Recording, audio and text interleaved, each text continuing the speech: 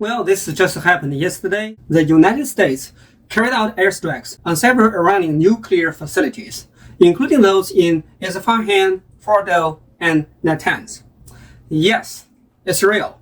The White House just released the footage, and we have it. Well, this is a major escalation in one of the world's most volatile regions. And as this story develops, millions of investors are asking the same question. What happens to gold? Does it surge from here?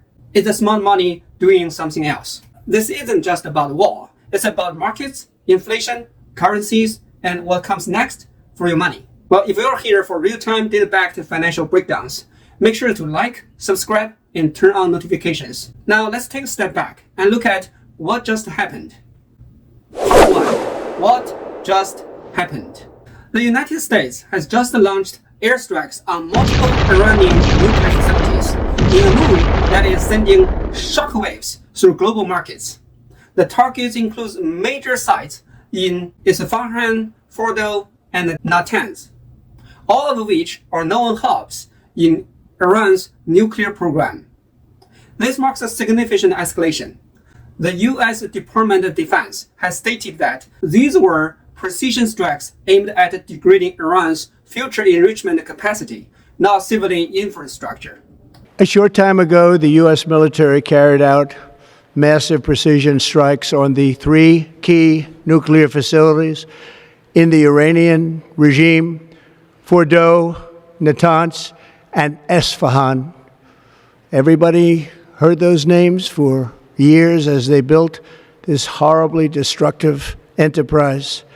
Our objective was the destruction of Iran's nuclear enrichment capacity and a stop to the nuclear threat posed by the world's #1 state sponsor of terror. Tonight, I can report to the world that the strikes were a spectacular military success. Iran's Revolutionary Guard Corps responded swiftly, calling the U.S. actions a grave violation of international law and a direct threat to regional stability. They have declared that the U.S. now bears the consequence of what they described as an act of aggression. Iran also pointed out the U.S. military bases in the region are now vulnerable due to their widespread presence across the Middle East.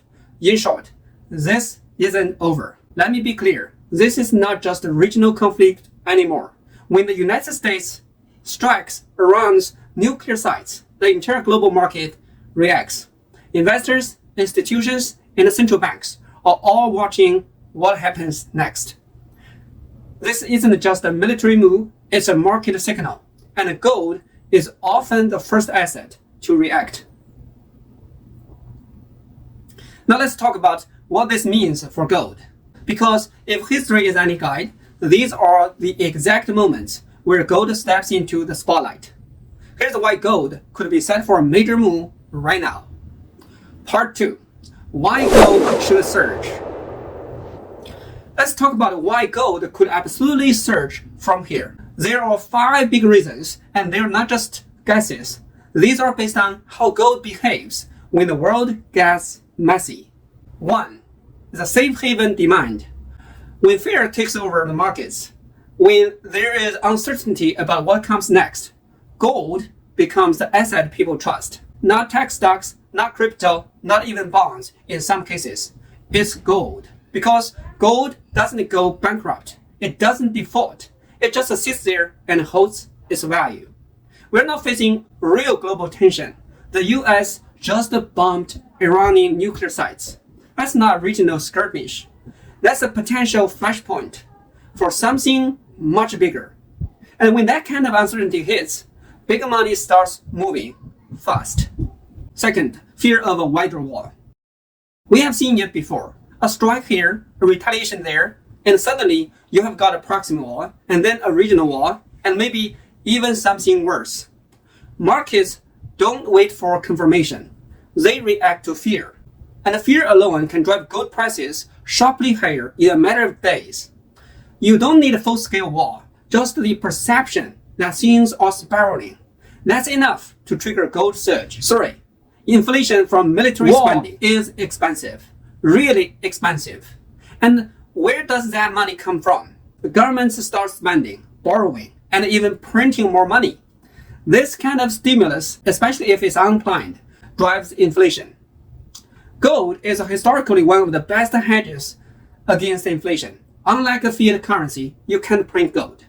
So when inflation rises, gold often rises with it, even ahead of it, as investors try to front-run the impact. 4. A weaker US dollar. A prolonged conflict or massive military spending could weaken the US dollar. That's not just a theory. We have seen it happen. If global confidence in the US economy drops, or if the Fed is forced to pivot, the dollar weakens. And since the gold is priced in dollars, a weak dollar makes gold more attractive and more expensive in dollar terms. And guess what? Countries like China and Russia, they are already reducing their dollar exposure and buying gold instead. That's a trend worth watching. 5. Potential Fed response if markets finally panic. The Fed may be forced to step in. If conflict causes market panic, if stocks crash, if credit markets freeze, the Fed may pause rate hikes and even cut. That would crush real interest rates. And that's bullish for gold because gold doesn't pay interest. So when rates are high, gold looks less attractive. But when rates fall or stay flat, gold becomes a stock again.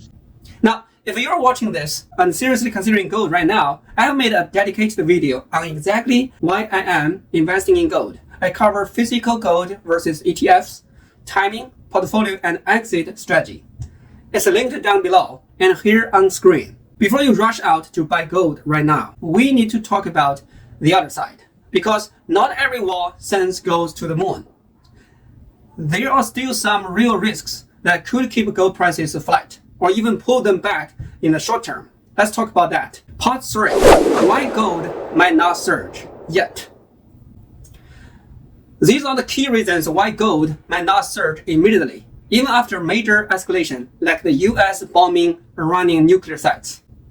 First, in times of extreme fear, investors sometimes sell everything, even gold. We saw this in March of 2020, when the market crashed due to COVID. People weren't running into gold, they were running into cash. Gold actually dropped at first, not because it wasn't valuable, but because people needed liquidity. Second, the US dollar could still strengthen in the short term. Yes, gold usually goes up when the dollar goes down, but in global crisis, the dollar often becomes the go-to safe haven. When fear spikes, the world still rushes into dollars. So if the dollar gets stronger here, that could put a lead on gold prices, at least in the short term. Third, this conflict might be contained. Yes, the US stuck nuclear sites in Iran, and that's huge. But if both sides show restraints and the situation doesn't escalate further, if it doesn't spiral into a broader conflict, and if it stays targeted, diplomatic, and doesn't impact global oil supply or trade, the market could stabilize quicker than people expect. A limited war doesn't always lead to a gold rally. And finally, the Federal Reserve may still stay hawkish. If inflation remains sticky or the economy shows resilience, the Fed may not cut rates, even in wartime. And as long as real interest rates stay high, gold faces pressure. Remember, gold doesn't pay interest, so higher yields can still go sounder. Just because there is a war doesn't mean gold explodes overnight, unless certain triggers are hit. But let's not just speculate. Let's look at the history, because when we go back to past wars and a global crisis, we see a clear pattern in how gold actually behaves. The results might surprise you. Part 1. Market history. What gold did in past conflicts. Let's look at the data, because gold's behavior during major crises tells us a lot about what might happen next. First, the 9/11 terror attacks. 2001, after September 11, gold quickly spiked from $270 to about $290 in a matter of days. Investors were shaken, global markets dipped, and uncertainty took over. But again, just like the Gulf War, once the shock settled and the US response unfolded, gold dipped before beginning a longer-term climb. That moment marked the start of a multi-year bull run in gold, fueled by low rates and rising fear. Then Iraq War, 2003. In early 2003, gold started moving up as tensions built. It rose from just above $300 to nearly $370 right before the invasion. But once the US military campaign began and appeared successful early on, gold paused. The same pattern, fear-driven rally followed by a pullback when market sensed control. Third, COVID crash. March 2020. Here is an outlier. In March 2020, when markets crashed across the board, gold also dropped temporarily. Why? Investors were selling everything to cover losses. It was a liquidity crisis. But what happened next? Gold surged to a new all-time highs, breaking above $2,000 just months later. That was driven by stimulus, inflation fears, and economic instability. Key takeaway? Short-term dips doesn't erase long-term bullish trends. Now, Russia-Ukraine war 2022. The day Russia invaded Ukraine, gold spiked past $2,000 an ounce. Investors feared a broader war, economic sanctions, and global instability. It eventually pulled back, but initial reaction shows just how fast gold can respond to major geopolitical shocks. So, here's the bottom line. Gold doesn't always move instantly, but in times of crisis, it almost always moves. Sometimes it's a fast spike, other times it builds up over weeks. But historically, war, fear, and uncertainty almost always put forward pressure on gold. Now that we have seen how gold has moved in the past global crisis, the question becomes, what signals should you be watching right now? Part 5. What to watch in the next several days. Let's shift from theory to action. Here's what smart investors are watching in the next several days, and you should be watching as well. First, watch oil prices. Wars in the Middle East almost always puts pressure on oil. If oil spikes past $90 or even approaches $100 a barrel, that's a clear sign that the market is pricing in a long-term conflict. And remember, rising oil usually means rising inflation, which makes gold more attractive. Second, keep an eye on US dollar index, the DXY. If the dollar weakens in response to global panic or anticipated Fed rate cuts, gold tends to move higher. But if the dollar strengthens as a safe haven, gold might stall in the short term. It's a key inverse relationship worth tracking closely. Third, listen carefully to the Federal Reserve. Are they signaling a pause? Are they expressing concern about geopolitical risk or economic instability? If the Fed pivot from tightening to easing, that's a fuel for gold. Fourth, watch Iran's response. We're not just looking at retaliation, we're watching scale. If this becomes a regional war, or if Iran targets US allies or global oil infrastructure, then risk premiums across the board will rise, and gold would surge quickly. And finally, monitor the gold ETFs. If industrial money starts flowing heavily into these ETFs, it means big players are hedging, and following that money can give you a head start. The market is emotional right now, but smart investors don't trade emotion. They look at setups, not just the headlines. So now the question becomes, what's the wise move in times like this? Let's wrap it up with a few final thoughts. Look, war is never good for peace. Lives are at risk.